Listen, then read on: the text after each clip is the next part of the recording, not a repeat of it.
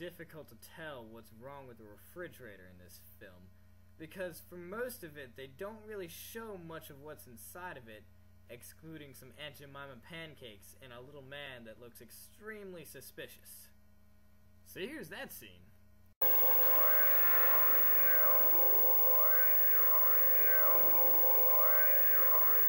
Alors, on a une petite faim, chouette. After a while, you find out that it's possessed by the devil, and it can do things around the house like this. Hey, Juan, tu as vu ce délire?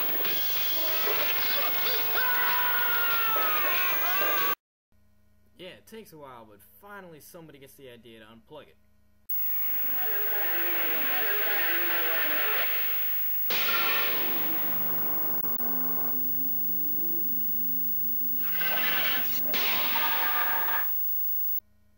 There's shit out of luck there, because that doesn't work.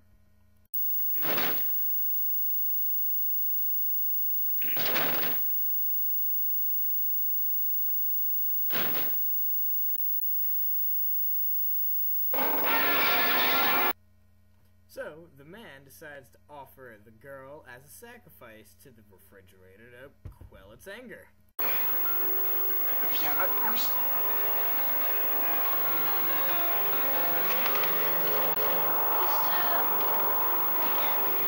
Non, pas ça!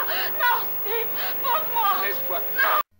The man stumbles through some poorly designed set which transfers from being hell to a normal kitchen and back to hell. Oh, prie, laisse-moi partir!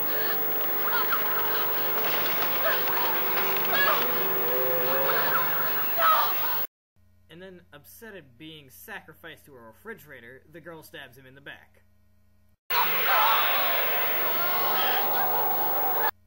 Very dramatic, of course, but that doesn't stop the refrigerator, so, of course, they need a plumber. Derrière toi! Ne restez pas là!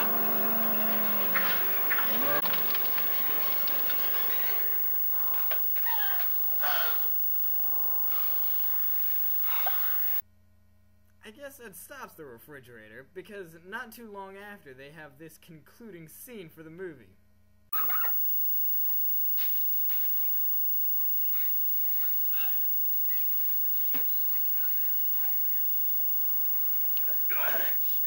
Tu cherches la...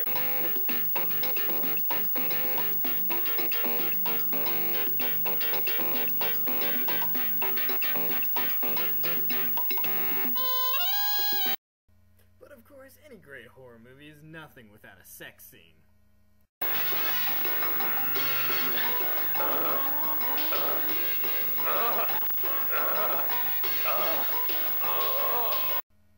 So after seeing this film, I just had to tell the world about it.